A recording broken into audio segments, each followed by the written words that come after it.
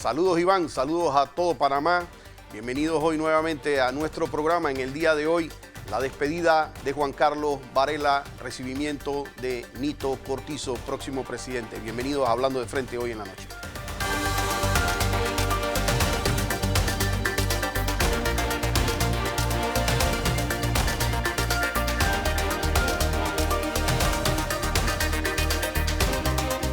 Me han llamado innumerables personas a preguntarme qué significó lo que yo dije en la mañana de que se iba a crear un grupo llamado el Grupo PEVA, haciendo alusión a ese grupo que en su momento dado acabó con el capo del narcotráfico colombiano que llamaron los Pepes y cuyas siglas eran, los Pepes eran perseguidos de Pablo Escobar. Y yo dije que aquí se iba a crear un grupo el Grupo PEVA a partir de ahora. Pero ese grupo, que es Perseguidos por Varela, más que un tema de carácter vengativo, el principal objetivo que yo tengo con ese grupo es que salga la verdad de muchas cosas que quedaron ocultas y que han empezado a salir. Yo tengo hoy, porque yo sé que ve nuestro programa, sé que está muy atento a nuestro programa, y la primera pregunta que yo le haría hoy a Juan Carlos Varela, faltando escasas 76 horas para que deje su mandato presidencial, sería si valió la pena. Si valió la pena todo el dolor y toda la división que causó en el país, y si él siente que los resultados de su mandato han sido positivos para este país. Yo creo que al final, cuando terminemos el análisis, va a quedar muy claro que no era necesario generar este nivel de división, que fue cobarde hacerlo, que en efecto hay consecuencias jurídicas de todo lo que han estado haciendo y que adicional le hizo un daño tremendo al país la participación como presidente de la República por estos 5 años de Juan Carlos Varela. Miren, ustedes han visto a otro presidente que desde 6 meses antes, o cuidado más, la gente le esté haciendo un conteo regresivo en las redes. Faltan 200 días, faltan 180, faltan 60, hoy faltan 3 y la gente está fiestando literalmente, ya siente que viene ese cambio. Ustedes han visto un presidente al que le hagan una fiesta de despedida.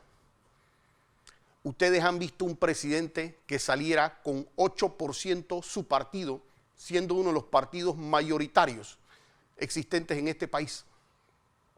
Eso manda un mensaje de lo mal, de lo pésimo que se hicieron las cosas durante esta administración.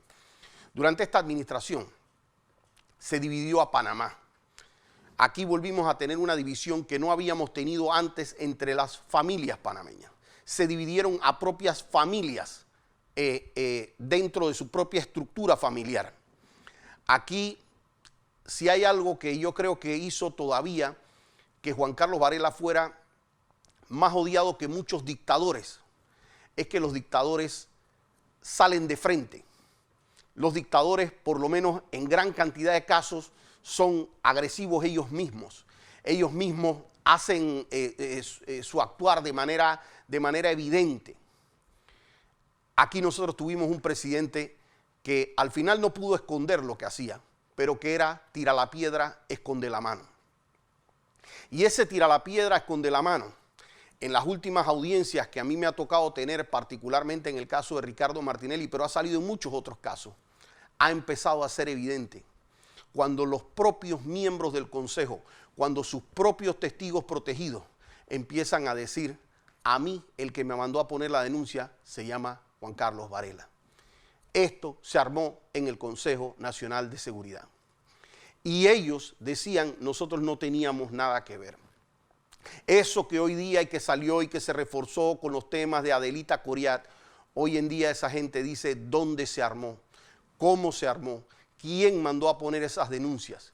Esa cara con la que nos salía en la televisión diciendo yo no tengo nada que ver con eso, el órgano ejecutivo no tiene nada que ver con eso. Esa cara, hoy usted, presidente, no la puede poner al país. Porque usted sabe que ha quedado claro y en evidencia que usted estaba detrás de todas estas cochinadas que se hicieron en combinación con el Ministerio Público. Dividió a la prensa. Aquí hay sectores marcados de la prensa nacional. Aquí se ha marcado un sector en donde todo lo que tiene que buscarse es lo negativo de cómo dañar a ciertas personas. En mi criterio, ciertos medios perdieron absolutamente la imparcialidad. No son capaces de ver que hay un caso que se esté ganando, no importa, le buscan la crítica, le buscan la forma. Ahí se dividió a la propia prensa. Llegó a dividir los poderes del Estado. O sea, llegó aquí anteriormente, si bien era recomendable que hubiera una separación, no, aquí llegó a haber una división marcada. Y llegó a haber una división marcada por la excesiva injerencia que quiso tener en la Corte Suprema y la excesiva injerencia que quiso tener en una Asamblea Nacional.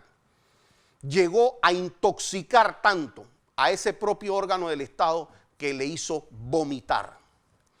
Fue bueno, eso fue bueno dentro de todo, porque entre medio de esta guerra ejecutivo, órgano legislativo, Asamblea Nacional, nos dimos cuenta de muchas cosas que eran secretos a voces, que los conocía el órgano ejecutivo, y no solo las conocía, las causó el órgano ejecutivo. Porque yo no me cansaré de decir que el que hizo que la planilla de cada diputado fuera de 4,000 a 30,000 no fueron los diputados, fue el órgano ejecutivo. El que armó la planilla 172 no fueron los diputados, se hizo desde el órgano ejecutivo. Todo lo que hoy día se investiga con Pandeportes no es una institución de los diputados. Claro que participaron varios, pero en esa cuestión de Pandeportes es una institución vinculada al Ejecutivo.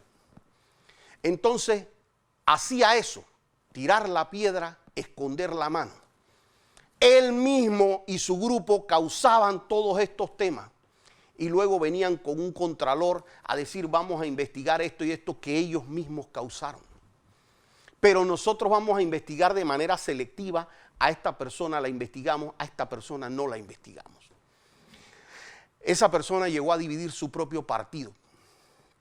Hoy día el partido panameñista tiene una división muy importante y que se va a ver en nuestro criterio muy marcada en los próximos días.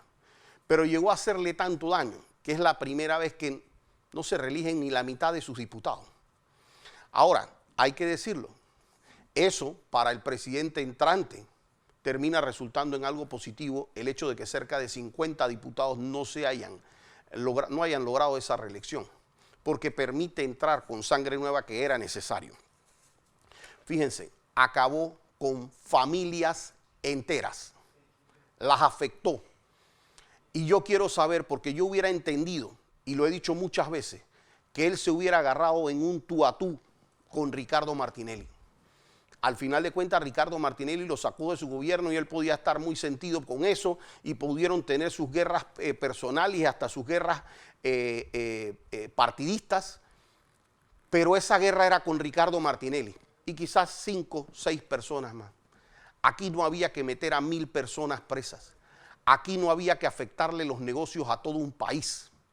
Y eso, fíjense, a mí me causó un dolor, porque aquí el otro día escuché cuando decían, miren, lo que pasa es que el señor Wackett no puede reclamar porque él firmó los fideicomisos voluntariamente.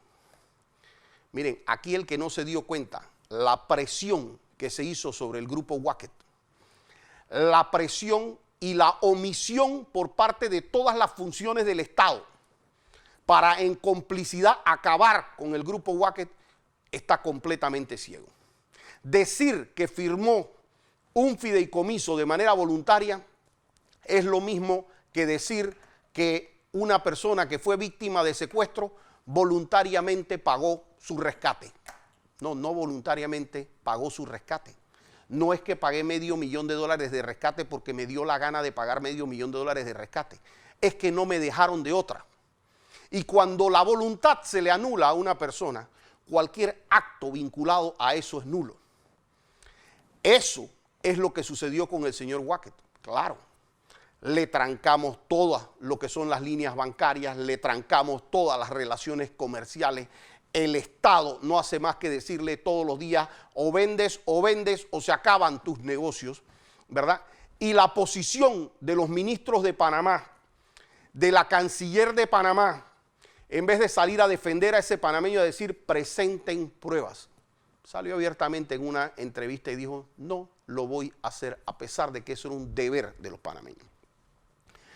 Desapareció grupos de abogados por hacer sociedades anónimas como el grupo de Mossack Fonseca.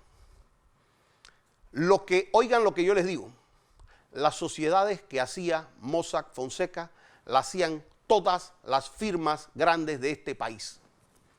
Y si había una o dos sociedades vinculadas a casos de corrupción o escándalos afuera, de las firmas grandes de aquí en Panamá, y quizás un día saco un listado aquí, en todos los casos que se dieron vinculados a supuestas investigaciones de blanqueo de capitales, habían firmas de las grandes firmas de Panamá. ¿Y por qué no se hizo lo mismo?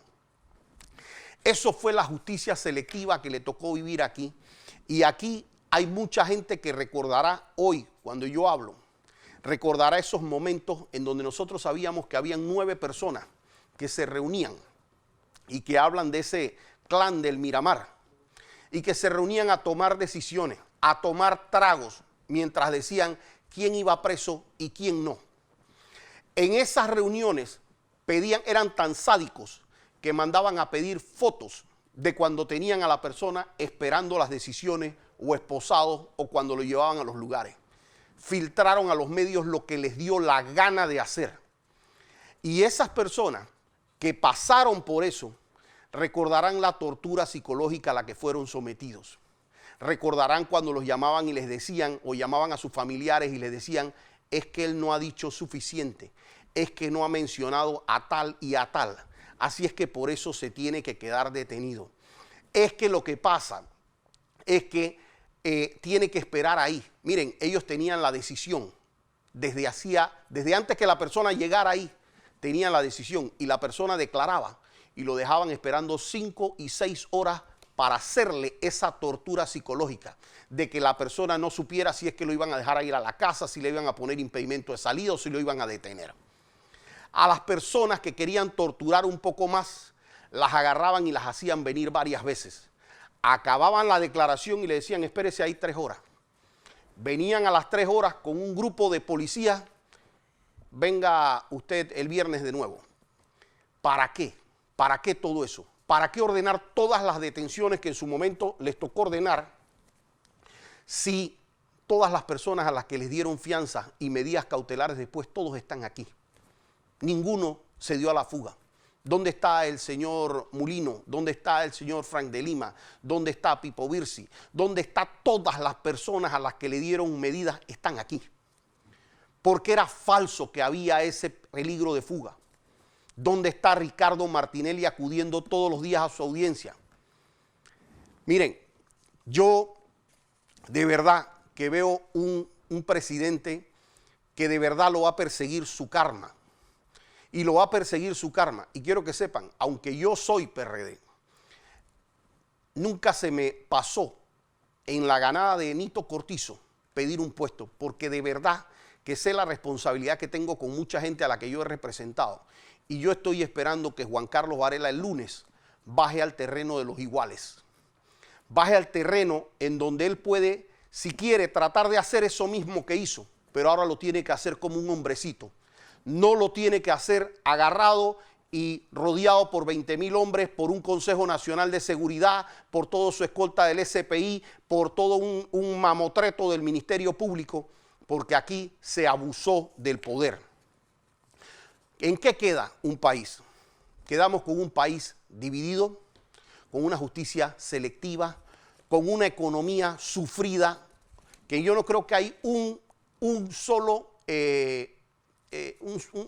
sola área de la economía nacional que no esté resentida. Tenemos un país que ha perdido, ha doblado casi el desempleo, que ha perdido casi el 200% del crecimiento que tenía O sea, ha perdido una cantidad, un crecimiento que teníamos en el 10%, hoy día estamos casi en el 3% de ese crecimiento, si acaso ciertas áreas de la economía, las demás decreciendo. ¿Cómo está el turismo? ¿Cómo están los carros? ¿Cómo están todo lo vinculado al comercio, los restaurantes, las firmas de abogados que hoy día registran 1/3 de las sociedades? ¿Cómo están los bienes raíces? Porque eso es lo que causó la pasada de Juan Carlos Varela por el país. Por eso, el domingo, y no quiero dejarlo pasar, a las 4 p.m. en el Parque Urraca, en el Tortugón Party, todas las personas que quieran irle a decir a ese presidente cuánto lo quisimos durante estos 5 años, todos están invitados al Parque Urraca a las 4 de la tarde. Al volver, vamos a ver cómo agarra el país Nito Cortizo.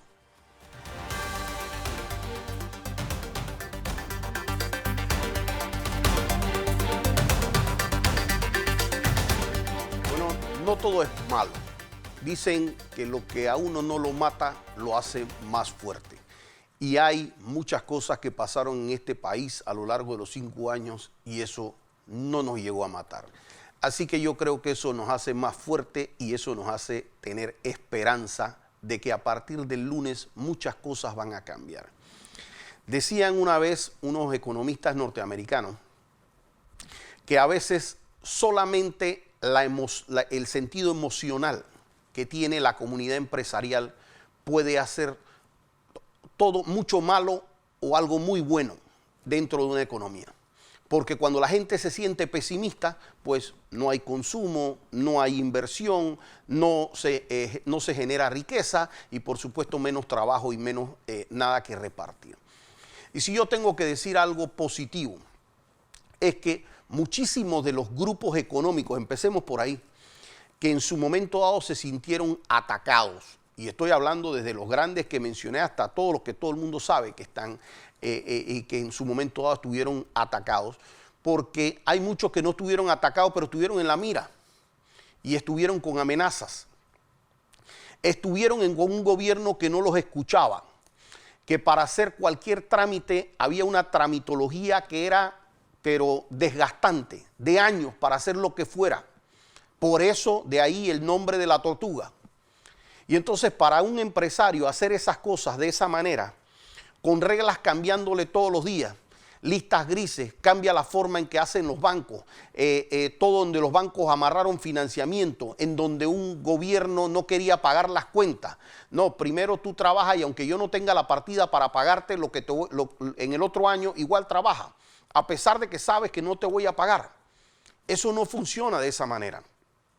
Y por eso la economía se trancó.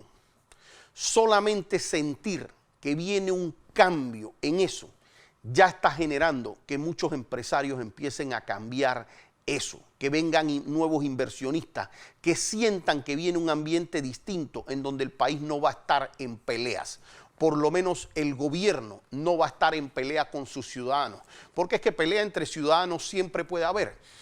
Martinelli puede pelear con Varela, todos pueden pelearse, pero el gobierno no puede ser el que se la pasa atacando a sus ciudadanos, su deber es cuidarlos. Si había algo que hacer, pues la Procuraduría tenía que hacer algo desde su lugar, pero no armarse desde la Presidencia de la República, desde el Consejo de Seguridad, en base a los que sean enemigos del Presidente de la República. Porque eso hace que la inversión corra y dicen que no hay nada más cobarde que un dólar. Así es que cuando la gente siente que eso está pasando con las inversiones, pues no hago inversión, saco la plata de Panamá y buenas tardes. La sola llegada de un hombre que vino con un lema, uniendo fuerzas, es un mensaje positivo para Panamá. Es una persona que desde que se paró ahí siendo presidente electo, ha dicho, yo soy el presidente de todos. Quiero trabajar con todos los partidos y solamente eso manda un cambio. Es una persona que ha dicho aquí a quien la justicia tenga que perseguirla, que lo persiga, pero que se respete el debido proceso. Eso tiene que hacerse.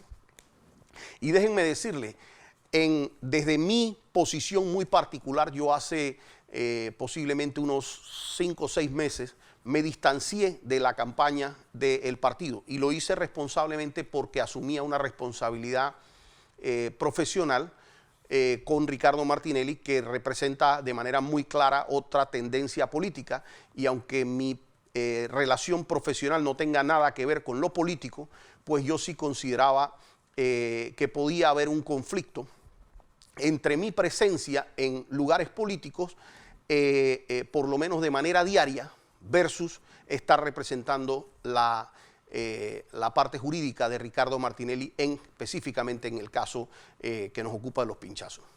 Pero sí recuerdo que en ese momento le comuniqué al entonces candidato Cortizo, le comuniqué que yo asumía ese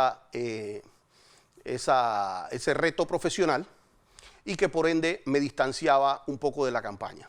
Y le decía, si llegas a ser presidente, te prometo no pedirte nunca ningún apoyo ni para este ni para ningún representado mío.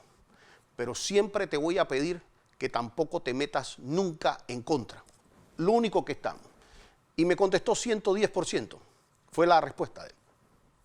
Cuando le he dicho a él, mira, sé que se van a dar temas de batallas entre grupos económicos aquí en Panamá que se van a dar. Le manifesté a él mi conocimiento de todo lo que estaba ocurriendo en el Consejo Nacional de Seguridad. Y le pedí que más nunca tuviéramos un Consejo de Seguridad que se dedicara a este tipo de persecuciones políticas. No las quiero ni siquiera para alguien como Juan Carlos Varela. Me verán a mí que si yo estoy del otro lado del estrado de Juan Carlos Varela y a mí me dicen que quieren que pidan para él inmediatamente la detención provisional como primera medida y que quieren irrespetarle la presunción de inocencia, me van a ver a mí como contrario, defendiéndole que no le violen esos derechos. Y no tanto para defenderlo a él, para defender el mismo proceso en sí, que no tenga ningún vicio de nulidad.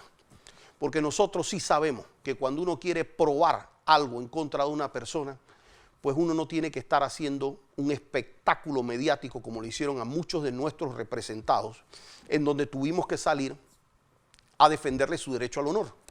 Porque cuando ya te atacan de esa manera inmisericordia en la televisión, en la prensa, en la radio, y te dicen tienes que esperar el resultado de tu caso en 5 años, no, mejor sal a defenderte de una vez porque en 5 años te van a acabar. Y eso fue lo que empezamos a hacer en un momento dado, a retar, saquen las pruebas y si las quieren debatir fuera del juicio, las debatimos fuera del juicio, dónde, cuándo y pongan el lugar. Y eso, ahí fue donde se cayó el Ministerio Público. Ahí dejaron de sacar sus videos de YouTube. Ahí ya no andan en ese espectáculo que andan. Ahora filtran cosas y salen ahí a la prensa a ver qué le dicen. Pero ya no hacen eso. Porque los pusimos en el lugar que teníamos que ponerle. Nito entra con una asamblea renovada. Gran oportunidad, pero gran reto. Si a esa asamblea no sencilla, y sencilla, cuando digo sencilla, lo digo en el buen sentido de la palabra. Lo digo en el sentido de no darle ningún caramelo que represente una especie de vínculo con el Ejecutivo que sea nocivo. Tiene que mantenerse esa separación. Y el presidente, cada vez que tenga un buen proyecto que pasar a la Asamblea y que esos diputados quieran buscar cualquier tema, tiene que agarrarse de la sociedad civil. Tiene que ser un presidente con liderazgo. Tiene que agarrarse de los gremios organizados, de los gremios de abogados, de los gremios de todas las profesiones, para pasar cualquier ley positiva sin tener que ir a pagarle un favor a un diputado. Mire, tenemos un problema grave, que lo acabo de mencionar, en el Consejo de Seguridad, que eso espero que eso cambie de una manera diametral. Eso tiene que, aparte que ya se va a tener que hacer porque en esta persecución que hizo el señor Juan Carlos Varela, una de las grandes cosas que hicimos fue el ridículo de la comunidad internacional de inteligencia. Porque ustedes se imaginan que ahí hay gente que ha pasado 20 años protegiendo su identidad. Tienen seudónimo, ¿verdad? Y entonces ahora resulta ser que todo el mundo sabe, en todos los expedientes, todos los abogados, cuáles son los nombres de todas estas personas que trabajaban en el Consejo Nacional de Seguridad. Todos saben cuáles son los seudónimos, todos saben los nombres, cuando estas personas son personas que supuestamente tenían que tener alguna condición reservada. Para venir a decir qué al expediente, me ha tocado interrogar cerca de 10 y a los 10 le hago una especie de menú de preguntas. Y esas menú de preguntas viene así. ¿Vio usted alguna vez a Ricardo Martinelli pinchar? No. ¿Vio usted a él dar una orden para pinchar? No. ¿Le consta a usted de cualquier otro modo que él haya ordenado pinchar? No. Ese es un menú que le hago, que no se lo puedo hacer aquí, pero son como 25 preguntas que le hago. Y recibo no. ¿Para qué exponer a esa unidad? Ante la prensa, ante todo, esa persona perdió el anonimato. Y para las personas que no saben, nosotros tenemos en el Consejo Nacional de Seguridad vínculos con otras entidades de inteligencia internacional, como es el grupo de los ingleses, SOCA, como es la CIA, como es grupos israelíes, grupos de Colombia. Y ahora ustedes imagínense ese grupo de gente que también tiene identidades secretas y que tiene que mantener una protección de esas identidades. Y resulta ser que con quien ellos se van a reunir están totalmente expuestos y todo el mundo sabe nombre, apellido, seudónimo, dónde viven y dónde no viven, porque hasta eso está en los expedientes, ¿verdad? Estamos haciendo el ridículo ante la comunidad de inteligencia internacional. No nos van a pasar ni media información adicional porque ya saben que eso aquí en Panamá, eso no sirve para nada. Adicional a eso, se compromete la propia Seguridad Nacional de Panamá, porque esta gente era gente entrenada en temas del Canal de Panamá, del control del Canal de Panamá, en temas de orden público, en temas de inteligencia. Y aquí, por un capricho del presidente de la República, eso ha quedado completamente expuesto. Ustedes saben el escándalo que hubiese sido que en Estados Unidos saliera una lista liberando toda la información de los nombres de los espías americanos o la lista de los agentes de la DEA encubierto o del FBI encubierto, ¿ya? Eso sería razón para más de 4 cosas, pero bueno, pasó aquí en Panamá. Nito Cortizo le espera un tema con la justicia. Presidente, y le digo porque sé que escucha, y como me escucha a mí, escuchará 100 más, pero sé que me escucha. Y yo le digo, usted no va a poder llevar adelante un cambio en la forma en que se da la justicia en Panamá con los mismos actores en el Ministerio Público. Usted como presidente no debe meterse a hacer ese cambio porque no le corresponde, pero aquí van a venir, va a haber que hacer o cambios constitucionales, o cambios legales, o cambios procesales sobre la forma en que se puede procesar a una procuradora o a la forma en que se hacen los expedientes disciplinarios, porque no puede ser que una persona tenga el monopolio de la investigación de este país y que esa persona diga, no importa si salió Fundación James, no importa si salió cheques de 10 millones, no importa si le pasean enfrente todos los cheques, y ella dice, a ese no lo persigo. Esa persona no puede tener un monopolio y eso lo vamos a tener que cambiar constitucionalmente. En el tema de la constituyente, yo acabo de ver parte del proyecto de lo que es la concertación nacional. Y eso tiene varios temas que son muy delicados y que no pueden pasar de esa manera. Cuando nosotros peleamos el tema de la competencia del caso de Ricardo Martinelli, que yo decía que no podían tener la competencia a la Corte, como en efecto no la pudieron tener, yo decía que no era solamente un tema de ley, sino que era absolutamente inconveniente. Y fíjense ustedes que nosotros tenemos 3 meses ya, todos los días, en corte. Imagínense que ese juicio de esos diputados de Ricardo Martinelli hubiese tenido que ser ante los 9 magistrados de la Corte Suprema y que esos 9 magistrados hubieran tenido que estar durante 3 meses sentados todos ahí las 8 horas del día viendo solo el caso de Ricardo Martinelli. ¿Qué hubiera pasado con el resto de los habeas corpus del país, de la casación en el país, de las casaciones civiles, de todos los recursos de inconstitucionalidad? O sea, esto hubiera sido el absurdo. ¿Qué nos toca aprender de eso? Ese sistema no funciona.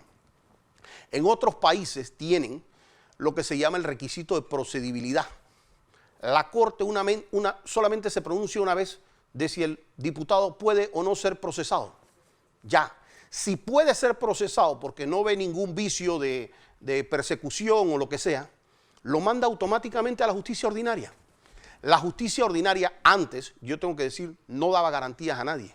Pero hoy día esa justicia ordinaria, haciéndole unos ajustes como por ejemplo que los jueces tengan que sortearse delante de las partes y delante incluso de los medios para que no se puedan seleccionar jueces, cosas como esas. Pero ya, el Ministerio Público no puede ordenar detención, que eso antes era un problema. Ahora el Ministerio Público tiene que pedirle el permiso a un juez. Y cuando uno va a un juicio oral, cuando ustedes van primero a juicio, ese diputado podrá ir no a un juez de garantía, podrá ir a un juez de garantía y a cualquier tribunal de apelaciones. Y podrá hacerlo nuevamente ante otro juez de garantía y otro tribunal de apelaciones. Y finalmente cuando llegue a un tribunal de juicio lo verán tres jueces. Y si eso llega a un recurso de anulación, un tribunal superior. Y si eso llega a un recurso de casación, va a la sala segunda de lo penal de la Corte. O sea, hay muchas garantías que no hace necesario que un diputado tenga otro método de juzgamiento.